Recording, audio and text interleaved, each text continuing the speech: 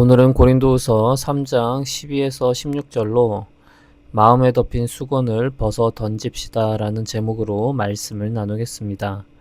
말씀을 봉독하겠습니다. 우리는 이런 소망을 가지고 있으므로 아주 대담하게 처신합니다. 모세는 이스라엘 자손이 자기 얼굴의 광채가 사라져가는 것을 보지 못하게 하려고 그 얼굴에 너울을 썼지만 그와 같은 일은 우리는 하지 않습니다.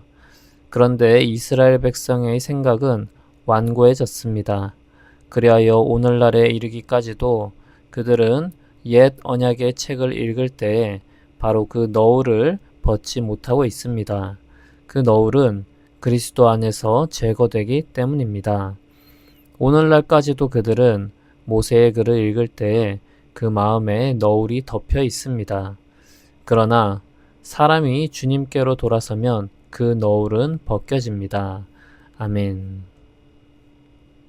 혹시 오래된 흑백 사진을 본 적 있습니까?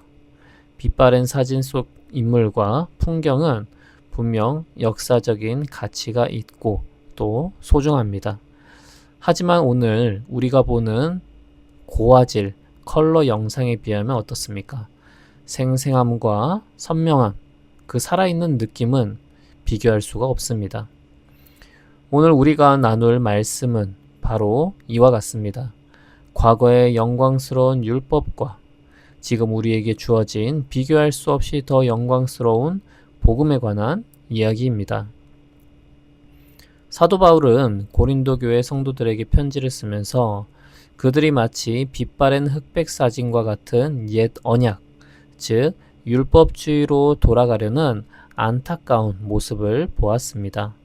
그래서 그는 구약의 한 사건을 가져와 그 의미를 완전히 새롭게 설명하며 복음의 위대함을 선포하였습니다. 오늘 말씀을 통해 우리 마음을 덮고 있는 낡은 수건은 무엇인지 발견하고 또 그리스도 안에서 참된 자유와 영광을 누리는 은혜가 있기를 축복합니다. 먼저 배경을 보겠습니다. 출애굽기에 보면 모세가 시내산에서 하나님의 율법을 받아 내려올 때 그의 얼굴에서는 눈부신 광채가 났습니다. 하나님의 영광을 모세가 직접 받기 때문입니다. 백성들은 그 광채를 보고 두려워하며 감히 모세에게 다가가지 못했습니다. 그래서 모세는 백성들과 말할 때는 수건으로 자기 얼굴을 가렸습니다. 여기까지가 우리가 아는 이야기입니다. 백성들이 두려워하지 않도록 또 모세 자신이 숭배의 대상이 되지 않도록 모세는 수건으로 자기 얼굴을 가렸습니다. 그런데 오늘 본문에서 사도 바울은 이 사건에 숨겨진 더 깊은 영적 비밀을 알려줍니다. 13절 말씀입니다. 모세는 이스라엘 자손이 자기 얼굴의 광채가 사라져가는 것을 보지 못하게 하려고 그 얼굴에 너울을 썼지만 그와 같은 일은 우리는 하지 않습니다. 바울은 모세의 얼굴에 있던 광채를 없어질 영광이라고 말합니다. 옛 언약, 즉 율법의 영광은 분명 위대했지만 그것은 일시적이고 장차 사라질 영광이었다는 것입니다. 모세는 이 비밀을 알았기에 백성들이 이 사라질 영광에만 주목하여 율법을 영원한 것으로 착각하고 숭배하지 않도록 더 위대한 새 언약의 영광을 소망하도록 일부러 그 광채를 가렸다는 것입니다. 율법은 우리를 그리스도께로 인도하는 몽학 선생의 역할을 할 뿐 그 자체가 구원의 완성은 아니기 때문입니다. 그런데 문제는 이 수건이 단지 모세의 얼굴에만 있었던 것이 아니라는 점입니다. 바울은 이스라엘 백성들의 마음에 수건이 덮여 있다고 진단합니다. 14절과 15절을 보겠습니다. 그런데 이스라엘 백성의 생각은 완고해졌습니다. 그리하여 오늘날에 이르기까지도 그들은 옛 언약의 책을 읽을 때 바로 그 너울을 벗지 못하고 있습니다. 오늘날까지도 그들은 모세의 글을 읽을 때 그 마음에 너울이 덮여 있습니다. 마음의 수건. 이것은 무엇일까요? 바로 율법의 문자 뒤에 숨겨진 진짜 의미, 즉 예수 그리스도를 보지 못하게 만드는 완고함과 편견, 아집입니다. 그들은 구약 성경을 읽으면서도 그 모든 말씀이 가리키는 최종 목적지인 예수님을 발견하지 못했습니다. 수건에 가려져 희미한 광채만 볼 뿐 영원한 영광의 실체이신 그리스도를 알아보지 못한 것입니다. 성도 여러분, 이 마음의 수건은 오늘 우리에게도 있을 수 있습니다. 유대인들의 율법주의는 오늘날 행위구원론과 닮아 있습니다. 내가 주일 성수를 잘해야지, 내가 11조를 내야지, 내가 봉사를 열심히 해야지 하나님이 나를 사랑해주고 구원해 주실 것이라는 그렇게 생각하는 마음입니다.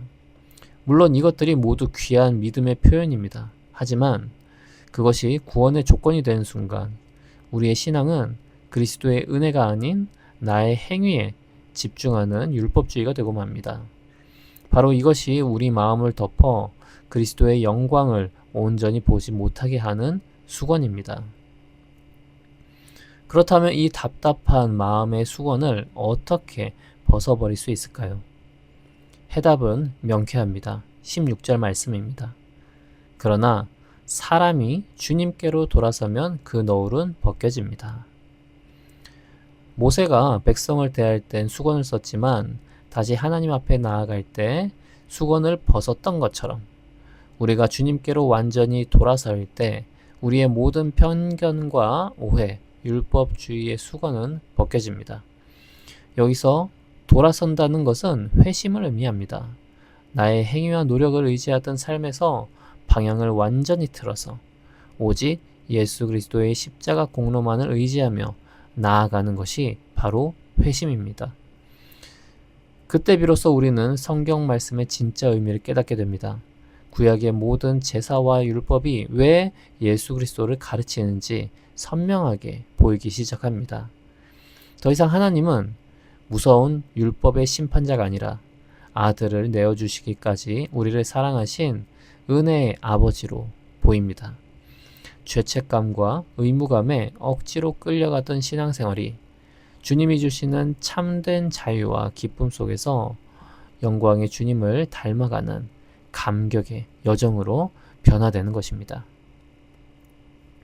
사랑하는 여러분, 오늘 주님은 우리 각자에게 묻고 계십니다. 내 마음을 덮고 있는 수건은 무엇이냐? 혹시 나의 의로움, 나의 경험, 나의 완고함이라는 수건으로 그리스도의 영광을 가리고 있지는 않습니까? 더 이상 사라질 영광에 우리가 미련을 주지 말아야 하겠습니다. 이제는 모든 낡은 수건을 벗어던지고 주님께로 온전히 돌아섭시다. 그리하여 그리스도의 얼굴에 있는 하나님의 영광의 빛을 보고 날마다 그 영광스러운 형상으로 변화되어가는 저와 여러분이 되시기를 주님의 이름으로 축복합니다. 기도하겠습니다. 하나님 아버지, 우리는 때로 우리의 노력에 상응하는 복을 주님께 구할 때가 있습니다. 그러나 주님께서는 먼저 우리를 많이 사랑하셔서 구원하셨습니다. 주님의 십자가 그 은혜를 우리가 기억하며 우리에게 주신 은혜를 충분히 누릴 수 있는 자가 되게 하여 주시옵소서. 예수님의 이름으로 기도합니다. 아멘.